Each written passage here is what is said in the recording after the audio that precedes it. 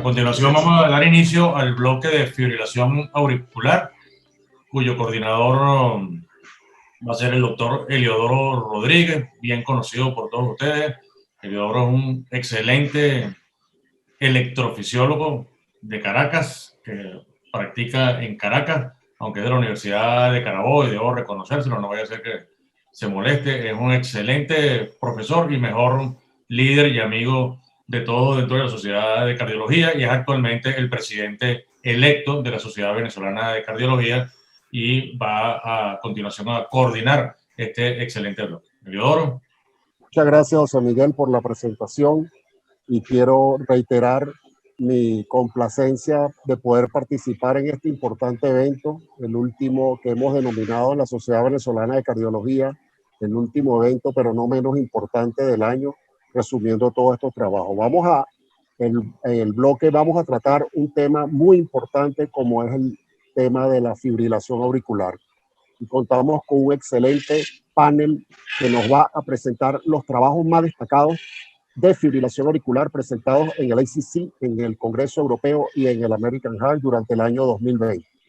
Vamos a iniciar con la doctora Yolanda Abreu, quien es cardiólogo, egresada de la Universidad Central de Venezuela, con un magíster en electrofisiología de la Universidad Complutense de Madrid. A la doctora Yolanda Abreu presentando los trabajos que le fueron asignados. Yolanda. Buenas tardes, tengo el placer de compartir con ustedes hoy en el evento Mecacardio de la Sociedad Venezolana de Cardiología. Vamos a hablar sobre 3 estudios de fibrilación auricular, una arritmia que, como bien sabemos, está fuertemente relacionada con la aparición de ictus. En este sentido, la Sociedad Europea, en las nuevas guías, propone un esquema que resulta bastante dinámico de aproximación, que inicia con la detección de fibrilación auricular, y es allí donde vamos a ubicar el estudio Vital AF, que es un estudio de screening.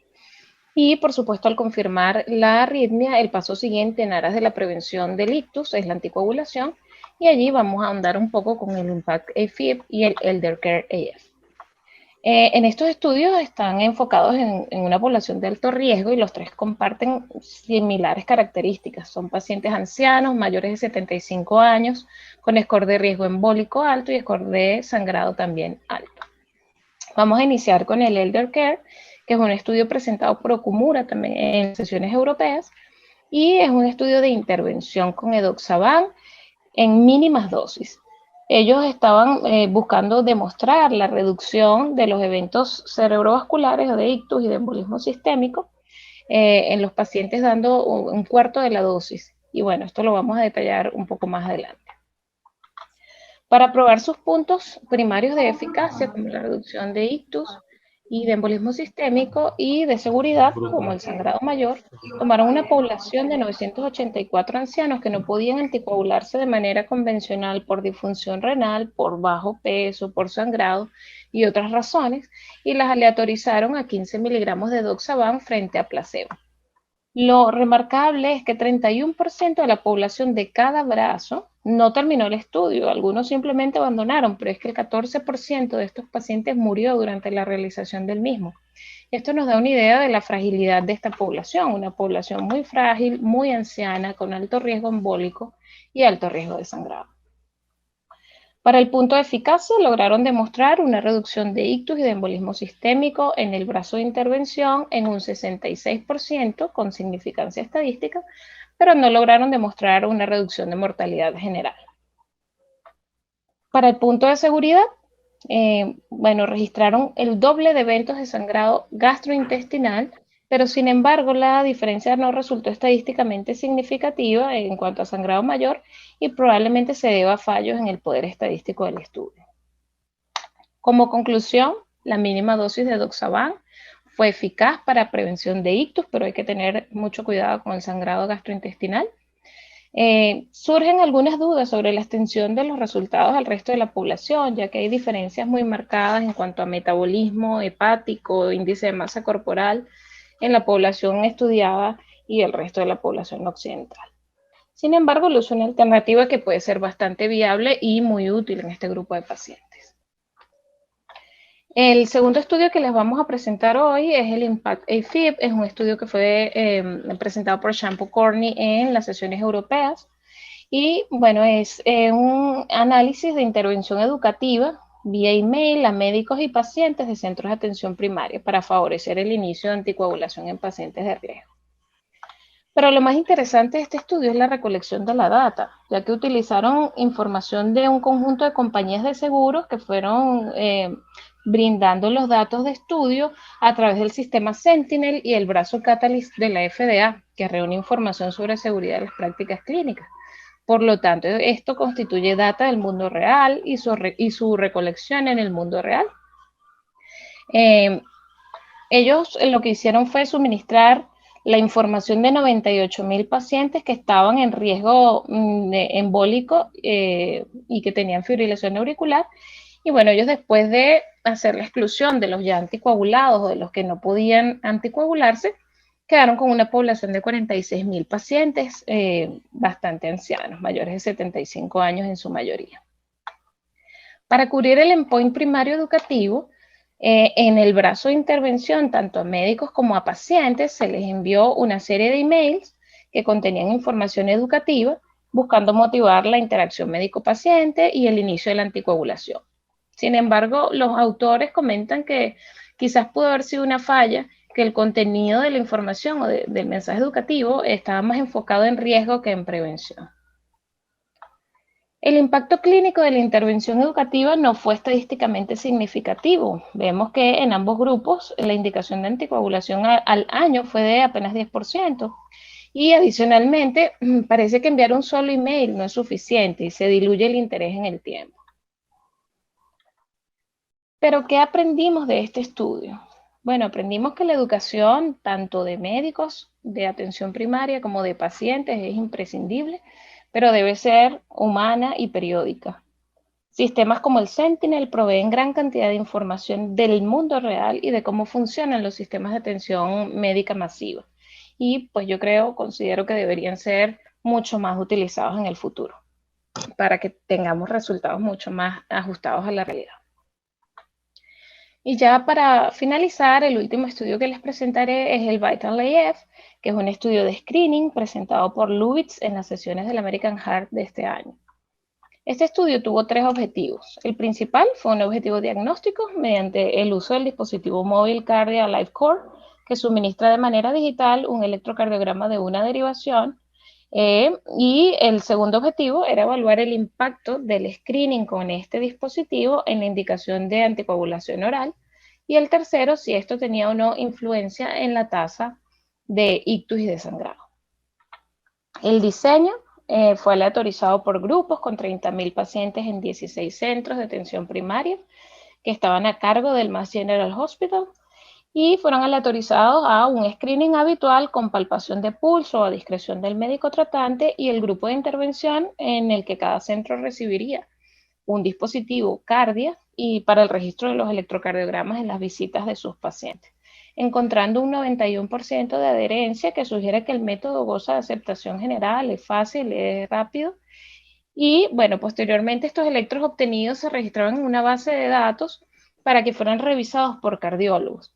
Y el registro final de los diagnósticos finales eran los que los cardiólogos confirmaban o no. Con respecto a la evaluación de la herramienta LifeCore, bueno, pues se observa que hay una baja detección de fibrilación auricular en la población de este estudio. Quizás un electrocardiograma digital de 30 segundos de duración no es suficiente, pero esa incidencia es aún más baja, ya que la revisión médica de los electrocardiogramas solo arrojó que un 50% de los episodios correspondían realmente a fibrilación auricular. Y bueno, si nos fijamos en el gráfico, en el tercer gráfico, el de la derecha, donde evalúan el valor predictivo, notamos que la herramienta tiene un valor predictivo positivo bajo y un valor predictivo negativo alto, al menos en este grupo y bajo este diseño. No hubo diferencias estadísticamente significativas en cuanto al nuevo diagnóstico de fibrilación auricular, de hecho fue bastante bajo en ambos grupos, menos del 2%, y por ende no hubo una influencia atribuible en la incidencia. Cuando analizaron por grupo etario, observaron que hubo una tendencia al mejor rendimiento del screening en los mayores de 85 años, con un número necesario de screening de 53, Ejerciendo este grupo, quizás el peso que inclinó la balanza a favor del screening para nuevos diagnósticos en fibrilación auricular, resultando estadísticamente significativo. No hubo impacto sobre la nueva indicación de anticoagulantes orales, pero hay que acotar que el índice de anticoagulación de estos centros en promedio es más de 70%, y sin embargo sigue existiendo una tendencia a no anticoagular a los mayores, que son de alto riesgo. Quizás estudios como el Elder Care logren cambiar esto en el tiempo.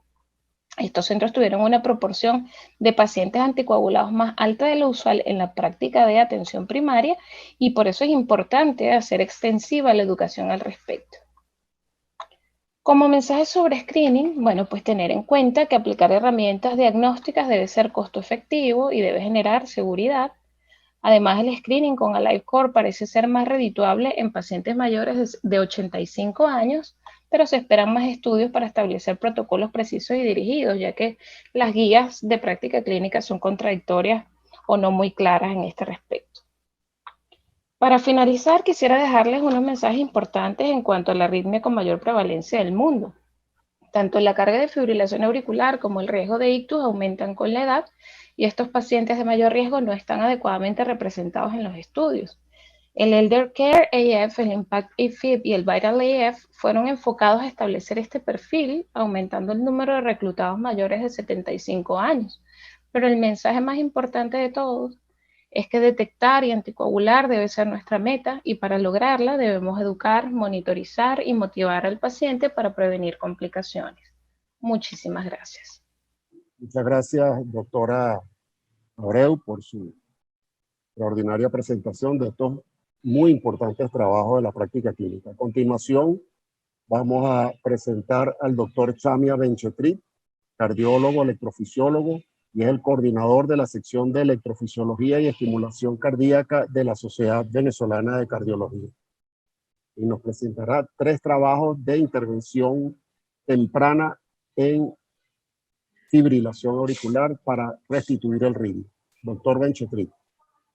Listo. Buenas tardes. Ante todo, quiero agradecer a la Sociedad Venezolana de Cardiología por la invitación y felicitar a los organizadores de tan interesante programa Mecacardio 2020, que en esta época ha logrado llevar la información necesaria al grupo de médicos aquí en Venezuela. Yo voy a hablar sobre 3 interesantes estudios en relación a la importancia del control del ritmo temprano en pacientes con fibrilación auricular. Ok, voy a comenzar con el estudio ISAFNet 4, en el cual, como comenté anteriormente, se va a dedicar al intento de control del ritmo de forma temprana en los pacientes con fibrilación auricular. Es un estudio iniciado por investigador paralelo abierto, ciego a los resultados. Se incluyeron pacientes con fibrilación auricular menor a 1 año, con riesgos de eventos cardiovasculares, con un CHAS-VAS mayor o igual a 2. Se aleatorizaron a 2 grupos, un grupo de control de ritmo temprano y un grupo de cuidados habituales. En los pacientes con control de ritmo temprano se utilizaba anticoagulantes orales, control de frecuencia cardíaca y tanto antiarrítmicos como fibrilación auricular para mantener el ritmo sinusal, y cuando era necesario se practicaba cardioversión. En caso de recurrencia de fibrilación auricular se practicaba reablación o se optimizaba el tratamiento antiarrítmico. En los cuidados habituales, tal como lo dicen, se utilizaban anticoagulantes orales, control de frecuencia cardíaca, pero en aquellos pacientes que estaban sintomáticos se sumaba el uso de antiarrítmicos siempre y cuando lo consideraran necesario. 2 resultados primarios, 2 endpoints primarios. 1, combinado de muerte cardiovascular, ACV, empeoramiento de insuficiencia cardíaca o síndrome coronario agudo. Y 2, noche de hospitalización por año. Otro objetivo primario, por en este caso es seguridad, combinado de muerte, ACV, eventos cardiovasculares, eventos adversos serios, especialmente en aquellos que eran sometidos a control de ritmo. Se incluyeron un gran número de pacientes, específicamente 2.789 pacientes fueron aleatorizados, bien sea a control de ritmo, 1.395, o a cuidados habituales, 1.394. Algo muy importante de este estudio es que el reclutamiento fue muy temprano, a los 36 días desde el diagnóstico de la fibrilación auricular hasta la indicación del tratamiento. Como ven ustedes a la izquierda de sus pantallas, el 95% de los pacientes de control de ritmo estaban en tratamiento, bien sea con fármacos y un pequeño porcentaje con ablación del 8%, y a los 2 años el 65% continuaba con algún tipo de tratamiento, bien sea antiarrítmicos o ablación de fibrilación auricular, que aumentó prácticamente al 20%.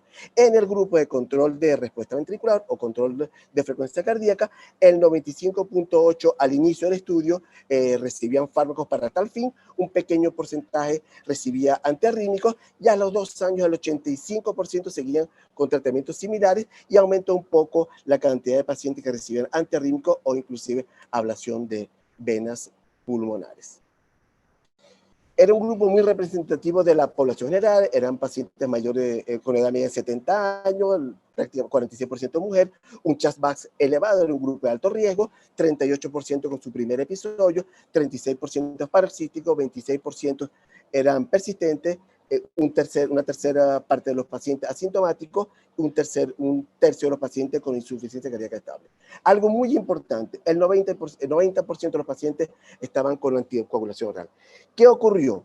Que en el análisis, el seguimiento de 5 años mostró una diferencia significativa, una diferencia a favor de aquellos pacientes que recibían control del ritmo cardíaco con una reducción del riesgo relativo del 21% y una P altamente significativa. En cuanto a las noches de hospitalización, no hubo diferencia, ya que se esperaba que en aquellos que recibían control del ritmo iban a tener más cardioversiones, etcétera, y no fue así. No hubo modificaciones en cuanto a los cambios estructurales cardíacos, no hubo cambio en la fracción de eyección.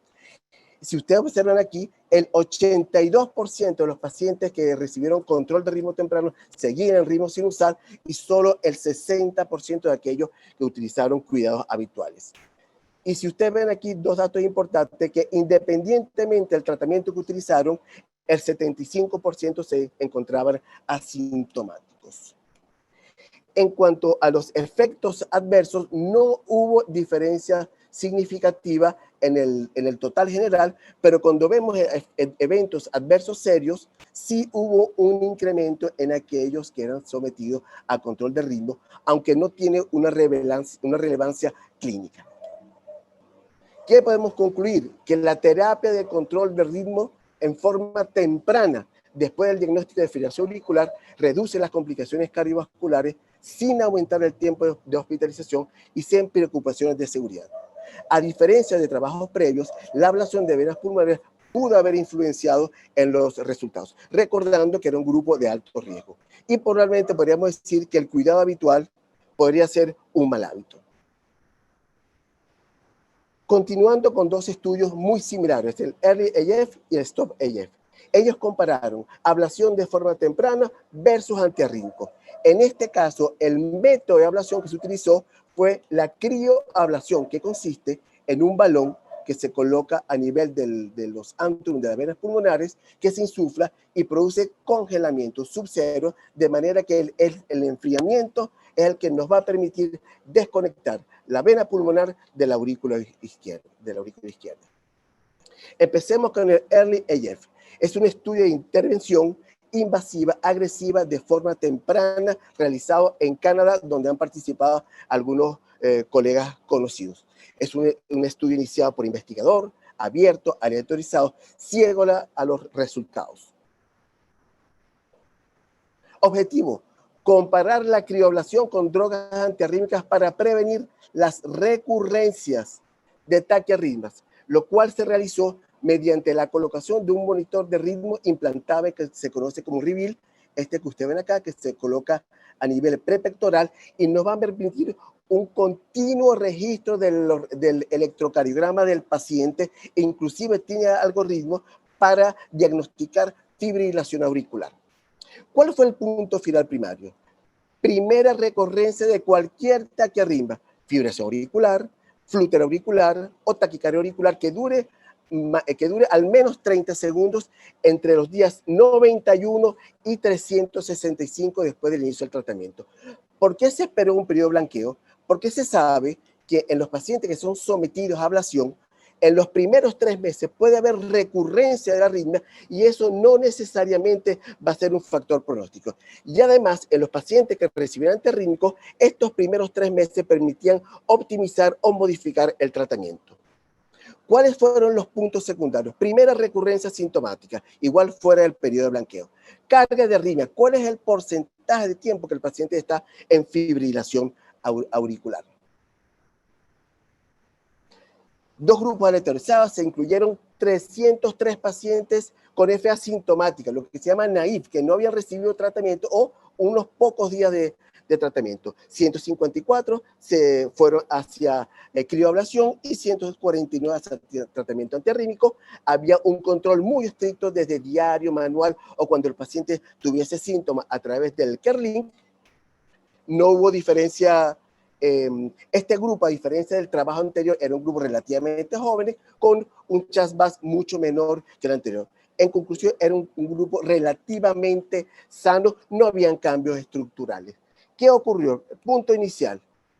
57.1% de los pacientes que fueron sometidos a crioablación no tenían taquicardias auriculares en el tiempo versus 32 pacientes que recibían antiarrítmicos, con una reducción absoluta de 25% aproximadamente y un NNT de 4. La carga de fibrilación auricular fue baja en ambos grupos, pero fue menor en aquellos que fueron sometidos a crioablación y hubo una disminución significativa en la recurrencia de episodios sintomáticos. En cuanto a hospitalización, no hubo diferencia y tampoco hubo diferencia en cuanto a efectos adversos. La calidad de vida fue mejor en aquellos sometidos a ablación.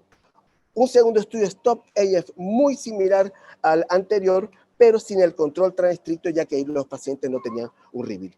Objetivo, comparar la crioablación con drogas antiarrítmicas como tratamiento inicial en los pacientes con FA paroxística. Punto final de eficacia, tratamiento exitoso en los 12 meses, libre de eventos de fallos, recurrencia de ritmo auricular, FA, flóter auricular, taquicardia auricular, igual que el anterior, mayor o igual a 30 segundos, o necesidad de cardioversión o la necesidad de suma de antiarrítmicos, siempre, como les comenté, fuera de 3 meses. Punto final primario de seguridad, especialmente en el grupo de ablación, y los puntos secundarios, calidad de vida, utilización del sistema de salud y eventos serioadversos. 104 fueron a crioablación, 99 a antiarrítmicos. Las transmisiones eran transtelefónicas semanales y cada vez que el paciente tenía síntomas, igual tenía un control al mes, 3, 6 y 12 meses y Holter 2 veces al año. El seguimiento fue de 1 año. Era un grupo joven con una edad promedio de 60 años, sin cambios estructurales. La mayoría tiene un CHAS-VAS menor a 2 específicamente, como les comenté, grupos sanos. En cuanto a los fármacos utilizados, la mayoría eran clase 1, flecainida, propafenona, dronedarone, y al nombre cardiopatía estructural, muy pocos utilizaban amiodarona. ¿Y cuál fue el punto final de eficacia primaria? El tratamiento exitoso. Vean cómo fue definitivamente a favor del grupo de ablación, con una reducción absoluta del 29.6%. Algo importante es que 15 pacientes de aquellos que habían recibido tratamiento antiarrítmico fueron sometidos a ablación por radiofrecuencia, o sea que hubo un crossover de 15 pacientes. En cuanto a los efectos adversos importantes, no hubo diferencia en ambos grupos. Tampoco hubo diferencia en aquellos que la necesidad tanto de emergencia como de hospitalización, y tampoco hubo diferencia en cuanto a la necesidad de cardioversión. ¿Cuál sería el mensaje de estos estudios? Es que la ablación temprana podría sin lugar a dudas frenar la progresión de la fibrilación auricular y que la crioablación es segura y más efectiva con los antiarrítmicos, especialmente, obviamente, en este grupo relativamente joven. Y como digo siempre, es muy difícil pensar que un ritmo normal puede ser igual que un ritmo en pacientes con fibrilación auricular. Muchísimas gracias. Muchas gracias al doctor Benchetrit por su excelente exposición de estos importantes trabajos. Y para cerrar el bloque, vamos a presentar al doctor Jaime Escudero, también cardiólogo electrofisiólogo, especializado en electrofisiología en la Universidad de Alcalá, en Madrid, en el Hospital Ramón y Cajal. Los dejo con el doctor Jaime Escudero. Primer estudio, monitorización ampliada para fibrilación auricular post cirugía cardíaca. Resultados preliminares del estudio SEARCH-AF, presentado en el American Heart de este año. Alrededor del 30% de los pacientes post cirugía cardíaca presentan fibrilación auricular, sobre todo los primeros días. Luego esta disminuye, pero cuando le damos el alta se desconoce la incidencia. Las guías no carecen de indicaciones de monitorización de estos pacientes y la mayoría de ellos tienen un score CHA2-VASc importante que pudieran necesitar anticoagulantes. El objetivo es comparar la monitorización cardíaca ampliada a través de un dispositivo adherible que va a grabar continuamente durante 30 días con los cuidados habituales del postoperatorio cardiovascular. El estudio es multicéntrico, aleatorizado, abierto con seguimiento a 9 meses. Se incluyeron pacientes, en su mayoría de bypass aortocoronario, que estaban en ritmo sinusal sin historia de fibrilación auricular, que no se planteaba anticoagularlos y que tenían un score de CHA2-VASc importante o comorbilidades que aumentaran el riesgo embólico. Se eligieron 2.803 pacientes, de los que finalmente se randomizan 163 para el monitoreo con los dispositivos adheribles versus 173 al cuidado habitual. La mayoría de ellos tenían comorbilidades importantes y un CHA2-VASc promedio de 4 puntos.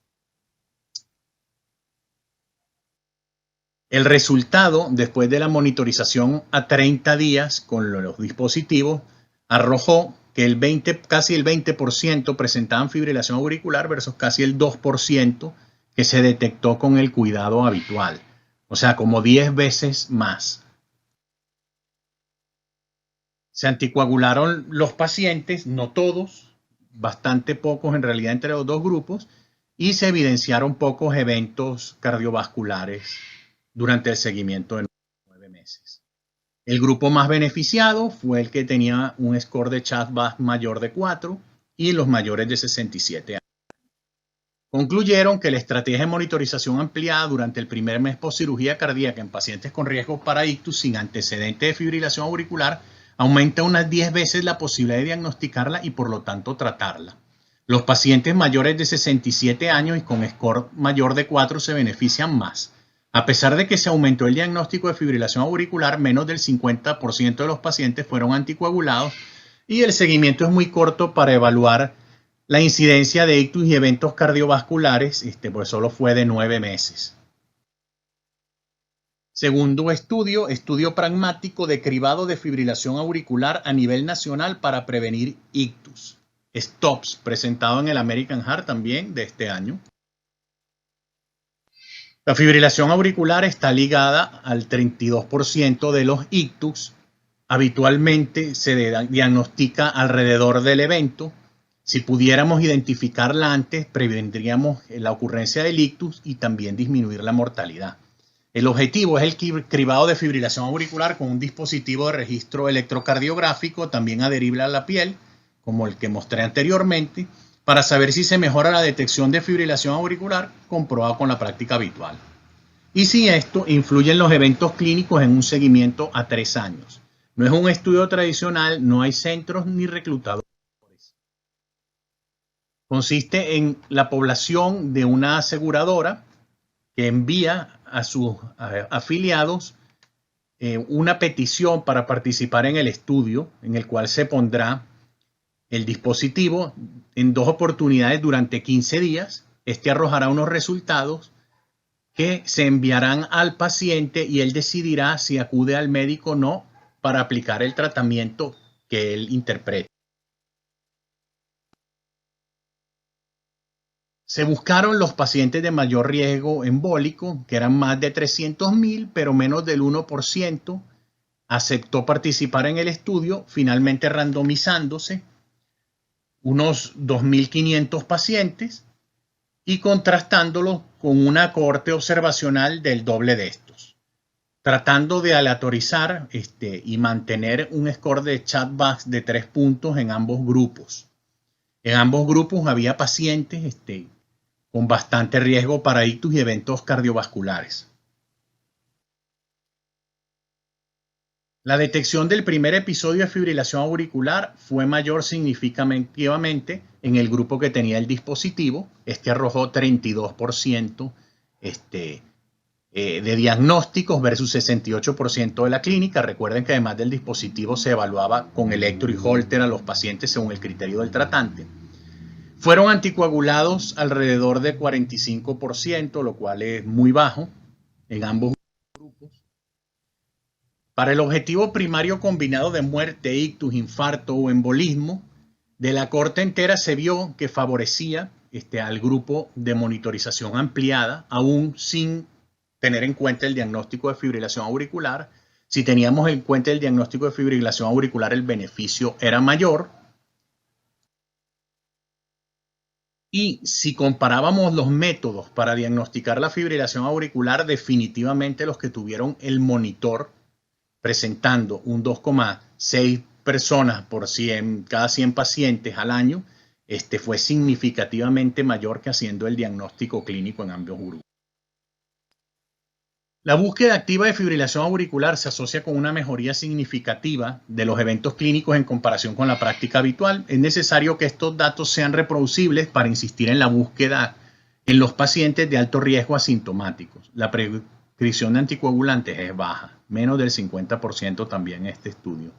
No son grupos aleatorizados, la elección del paciente de participar versus una corte observacional. Los eventos clínicos están basados en los registros de la aseguradora. El tiempo de seguimiento fue variable porque dependía si el paciente permanecía en ella. Y no hay una uniformidad de criterio médico para el tratamiento porque cada paciente va con su médico, el que le señala la aseguradora. Tercer estudio, evaluación del control de la frecuencia cardíaca en fibrilación auricular permanente, o RATE-AF, presentado en el Congreso Europeo. Es un estudio para comparar digoxina con un beta bloqueante, en este caso bisoprolol, para el control de la frecuencia cardíaca a largo plazo en los pacientes con fibrilación auricular permanente y síntomas de insuficiencia cardíaca. Fue un estudio prospectivo aleatorizado paralelo abierto. Se incluyeron pacientes mayores de 60 años con fibrilación auricular permanente y una clase funcional igual o mayor de 2. En la exclusión estaban los pacientes bradicárdicos que no toleraban estos fármacos, que estaban con insuficiencia cardíaca descompensados sobre todo, y a los que se había elegido por las guías internacionales indicar beta bloqueantes, algunos de fracción de eyección disminuida, miocardiopatías hipertróficas, isquémicos.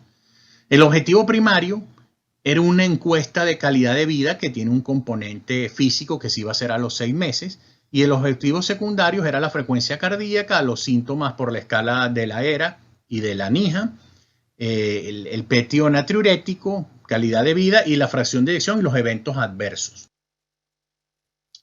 Se reclutaron solo 160 pacientes que se distribuyeron en 2 grupos 1 a 1. La mayoría bastante sintomáticos, la mayoría con insuficiencia cardíaca al inicio y con petio natriurético elevado, y un pequeño grupo con fracción de eyección disminuida. Para el control de la frecuencia cardíaca no hubo diferencias significativas entre la digoxina y el bisoprolol. Tampoco se encontraron diferencias significativas cuando se aplicó el cuestionario de calidad de vida a los 6 meses, que era el objetivo principal.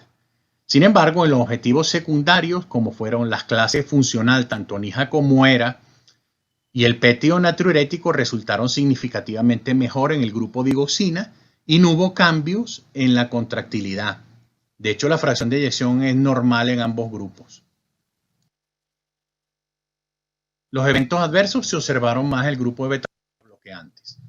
La digoxina tiene un efecto similar al bisoprolol para controlar la frecuencia cardíaca y sobre el componente físico de la encuesta de calidad de vida en este grupo de pacientes. Y la digoxina demuestra mejoría significativa de los síntomas y petio natriurético con menos efectos adversos sin comprometer la función contráctil. La digoxina pudiera considerarse un tratamiento de primera línea para el control de la frecuencia cardíaca, establecen los autores. Sin embargo, la población estudiada es muy reducida y se hizo un poco menos aleatorizada para poder ser comparable. Es un estudio de fármacos de escasos pacientes que no es doble ciego. Hubo un grupo importante de pacientes excluidos porque tenían que usar beta bloqueantes por indicación médica, como los isquémicos, por ejemplo. Se utilizó para medir escalas subjetivas, como pueden ser las de síntomas, y no compararon la capacidad de ejercicio como en otros estudios de insuficiencia cardíaca donde los betabloqueantes pudieran tener. Muchas gracias, doctor Escudero, por la presentación de estos trabajos también muy importantes en la práctica clínica. En aras del tiempo, voy a hacer una pregunta a cada uno de los expositores, comenzando con la doctora Yolanda Abreu. Quiero saber su opinión de por qué en el estudio IMPACT hubo esos resultados. Es un estudio que se hace en Nueva Inglaterra, específicamente en el área de influencia del Mass General, y vemos que el haber enviado un correo electrónico a los pacientes no produjo ningún tipo de diferencia entre los dos grupos. Quisiera saber su opinión al respecto. Hola, buenas tardes, ¿cómo están? ¿Se escucha? ¿Sí? Bueno, la verdad, hola, ¿cómo está, doctor Eliodoro? Y hola a todos mis compañeros, estoy muy encantada de estar aquí con ustedes hoy.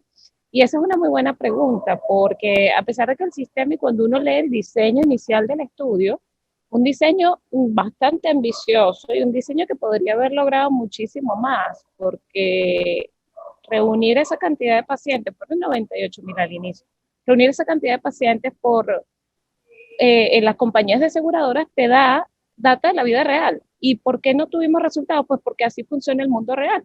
O sea, así funcionan los centros de atención médica masiva. La educación parece no ser un fuerte de muchos de ellos. También fallaron en el tipo de información. Cuando uno lee el email que les mandaron era como, bueno, si me hubiese llegado ese email a mí me lo pensaba, porque todo era cuál es el riesgo de sangrado y no cuál es el beneficio de estar anticoagulado y a qué dosis y cómo se puede hacer. Entonces, ¿por qué no dio el resultado esperado? Pues porque es el mundo real, lamentablemente así funciona. El impacto clínico de muchas de las intervenciones se cortan en la cadena de referencia de los pacientes, en la cadena de acción hacia el paciente. Un email parece no ser suficiente. Un email es muy poco y faltó seguimiento, faltó recordatorio. Sin embargo, en esos centros de atención primaria de salud, fíjense que fue del 10% apenas la anticoagulación de ambos grupos. En cambio, si lo comparamos, por ejemplo, con el que vimos en el VITAL-AF, esos centros de atención primaria tenían 70% de anticoagulados. Es decir, se nota que es algo muy de cada centro. Y esto es la vida real. No todos son perfectos y no todos son buenos. Gracias. Perfecto. Doctor Escudero, me llama mucho la atención el estudio RATE-AF. No se ve un estudio muy consistente con fortaleza desde el punto de vista epidemiológico. ¿Crees que los resultados de este estudio pueden conllevar a una mayor indicación de digoxina en este grupo de pacientes? Bueno, el estudio me parece irrelevante. Es un grupo pequeñísimo comparado con estudios anteriores hechos con digoxina, no es doble ciego y además es en una población donde los betabloqueantes han demostrado ampliamente aumento de calidad de vida y de sobrevida, como es la insuficiencia cardíaca. O sea, a todos los pacientes con insuficiencia cardíaca le indicamos betabloqueantes y lo que me preocupa y pudiera abrir una ventana para indicar digoxina es combinarlo con los mismos, y lo que se sabe es que eso ocasiona mayor riesgo de bloqueos y de intoxicaciones. La verdad me pareció un estudio bastante irrelevante para un congreso europeo. Sí, estamos de acuerdo con ese análisis. Y una pregunta para el doctor Benchetrit. ¿Qué similitudes y qué diferencias hay en estos tres estudios de intervención temprana para control de ritmo sinusal en pacientes con fibrilación auricular? Bueno, antes de responder esta pregunta quiero hacer un comentario importante, y es que el estudio inicial ISFNet 4 logra desplazar el AFib, porque durante muchos años pensamos que era lo mismo estar en ritmo sinusal que estar en fibrilación auricular. La diferencia entre los tres estudios es esta. El primer trabajo trabajo eran pacientes de alto riesgo embólico, alto riesgo cardiovascular, en un grupo mayor, en relación a los otros dos estudios que fueron muy similares, en donde se comparaba crioblación con tratamiento antirrítmico. No son iguales los tres estudios. Los últimos dos, el EIF y el EIF, son bastante similares, aunque el primero tuvo un control mucho más estricto a través del REVEAL, en cambio el STOP EIF no. Y como punto importante es que no debe haber duda, independientemente del grupo que usted trate, de alto riesgo, de bajo riesgo, que mantener el ritmo sinusal es parte fundamental de los pacientes en tratamiento con fibrilación auricular. Tenemos que olvidarnos que la fibrilación auricular es parte de cualquier otra enfermedad. Como decía Yolanda, es una enfermedad como tal y debe ser tratada como tal.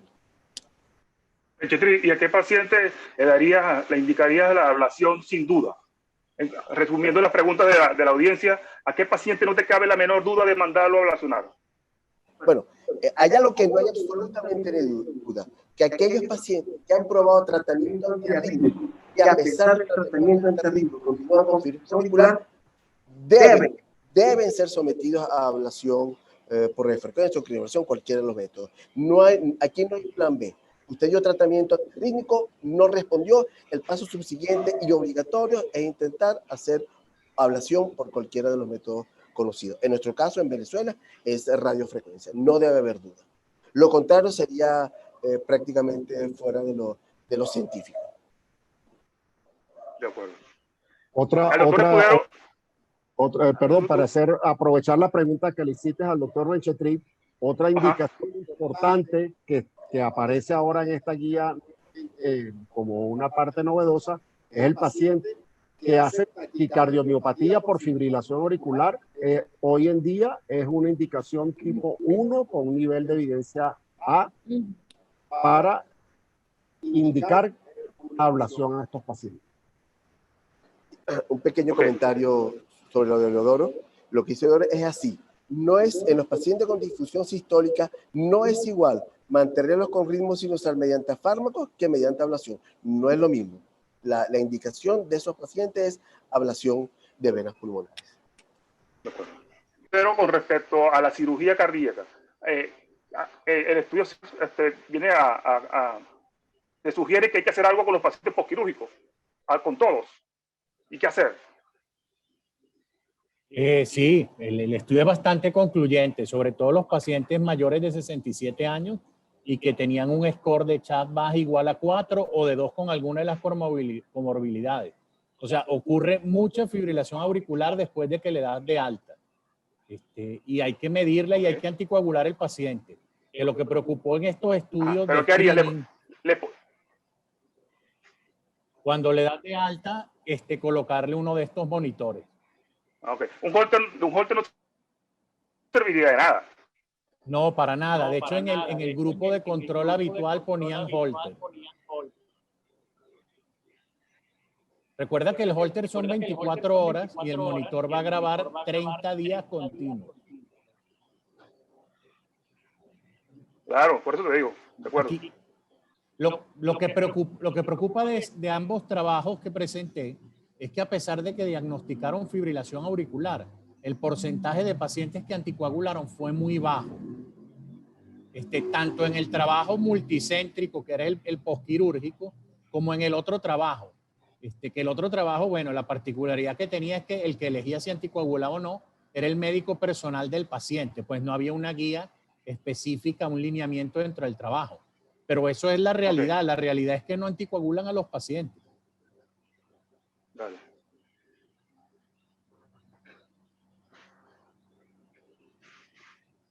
¿Doctor Leodoro? Sí, bueno, creo que podemos dar... Doctor Leodoro, active su micrófono, por favor. Creo que podemos dar por concluido el bloque. La verdad que hemos presentado trabajos muy importantes que tienen impacto en la práctica clínica de todos los cardiólogos y todos los especialistas que están involucrados en el tratamiento de pacientes con fibrilación auricular, y esperamos que tenga mensajes para llevar a casa y sobre todo la discusión que hemos tenido al final. Muchas gracias. Muchas gracias. Excelente todo.